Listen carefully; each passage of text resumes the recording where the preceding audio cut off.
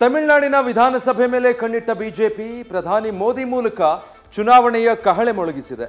ದ್ರಾವಿಡ ಭೂಮಿಯಲ್ಲಿ road show ನಡೆಸಿದ ಮೋದಿ ಚೋಳರ ಕಾಲದ ಶಿವ ದೇವಾಲಯದಲ್ಲಿ ಪೂಜೆ ಸಲ್ಲಿಸಿ ಗಮನ ಸೆಳೆದರು.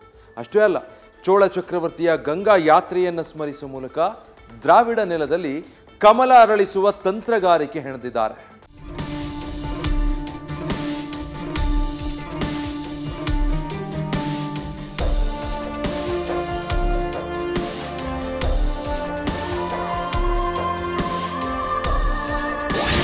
ದ್ರಾವಿಡ ಭೂಮಿ ತಮಿಳುನಾಡಿನಲ್ಲಿ ಪ್ರಧಾನಿ ಮೋದಿ ರೋಡ್ ಶೋ. ಚೋಳ ಚಕ್ರವರ್ತಿಯ ಸ್ಮರಿಸಿ ಚುನಾವಣಾ ಕಹಳೆ ಮೊಳಗಿಸಿದ ನಮೋ.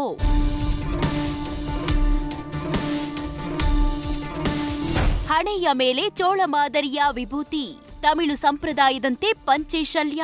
ಚೋಳ ಸಾಮ್ರಾಜ್ಯದ ರಾಜಧಾನಿಯಾಗಿದ್ದ ಗಂಗೈಕೊಂಡದ ಚೋಳಪುರಂನ ದೇವಾಲಯದಲ್ಲಿ ನಮೋ ಶಿವಸ್ಮರಣೆ. ದ್ರಾವಿಡ ಭೂಮಿ ತಮಿಳುನಾಡಿನಲ್ಲಿ ಪ್ರಧಾನಿ ಮೋದಿಯವರ ಪ್ರತಿ ನಡೆ, ಹಾವಭಾವ ಸರ್ವಂ ದ್ರಾವಿಡಮಯವಾಗಿತ್ತು. ಮುಂದಿನ ವರ್ಷ ಅಂದ್ರೆ 2026ರ ಮೇ ವೇಳೆಗೆ ತಮಿಳುನಾಡಿನಲ್ಲಿ ವಿಧಾನಸಭಾ ಚುನಾವಣೆ ನಡೆಯಲಿದ್ದು, ದ್ರಾವಿಡ ನೆಲದಲ್ಲಿ ಕಮಲಕ್ಕೆ ನೆಲೆ ಕಂಡುಕೊಳ್ಳಲು ಪ್ರಧಾನಿ ಮೋದಿ ರಣತಂತ್ರವನ್ನೇ ರೂಪಿಸುತ್ತಿದ್ದಾರೆ. ಇವತ್ತು ತಮಿಳುನಾಡಿಗೆ ಭೇಟಿ ನೀಡಿದ ಪ್ರಧಾನಿ ಮೋದಿ ಚೋಳ ಚಕ್ರವರ್ತಿಯನ್ನ ಸ್ಮರಿಸುತ್ತಾ ದ್ರಾವಿಡ ಜಪ ಮಾಡಿದ್ದಾರೆ.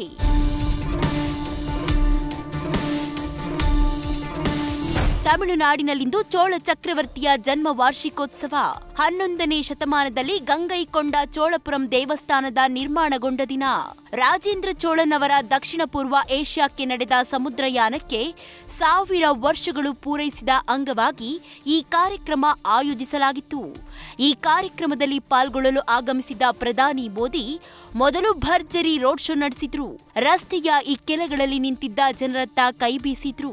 ಬಳಿಕ ಗಂಗೈಕೊಂಡ ಚೋಳಪುರಂ ದೇವಸ್ಥಾನಕ್ಕೆ ತೆರಳಿ ಚೋಳರ ಕಾಲದ ಶಿವ ಮಂದಿರದಲ್ಲಿ ಶಿವ ಪೂಜೆ ಸಲ್ಲಿಸಿದ್ರು. ಇಲ್ಲಿನ ಪ್ರಸಿದ್ಧ ಪಂಚೆ ಮತ್ತು ಅಂಗವಸ್ತ್ರದಲ್ಲಿ ಕಾಣಿಸಿಕೊಂಡ ಮೋದಿ ಕೈಯಲ್ಲಿ ಗಂಗಾ ಜಲ ಹಿಡಿದು ಬಂದ ದೃಶ್ಯ ಗಮನ ಸೆಳೆಯಿತು.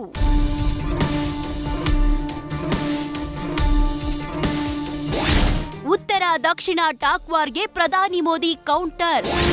ರಾಜೇಂದ್ರ ಚೋಳನ ಗಂಗಾ ದಂಡಯಾತ್ರೆ ಸ್ಮರಿಸಿದ ನಮೋ.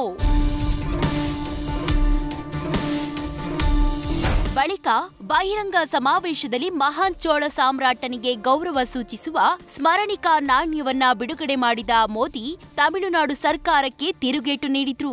ರಾಜೇಂದ್ರ ಚೋಳ ರಾಜನು ಗಂಗಾ ನದಿಗೆ ದಂಡಯಾತ್ರೆ ಕೈಗೊಂಡಿದ್ದ ವೇಳೆ ಉತ್ತರದಿಂದ ಗಂಗಾ ನದಿಯ ನೀರನ್ನ ತಂದು ದಕ್ಷಿಣದಲ್ಲಿ ಸ್ಥಾಪಿಸಿದ್ರು.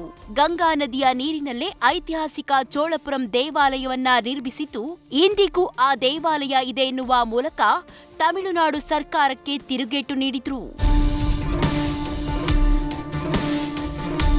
ಒಟ್ಟಾರೆ ತಮಿಳುನಾಡಿನಲ್ಲಿ ಬಿಜೆಪಿಗೆ ಭದ್ರ ಬುನಾದಿ ಹಾಕಲು ಪ್ರಧಾನಿ ಮೋದಿ ಚೋಳ ಚಕ್ರವರ್ತಿಯ ಮೂಲಕ ರಾಜಕೀಯ ಅಸ್ತ್ರ ಪ್ರಯೋಗಿಸಿದ್ದಾರೆ.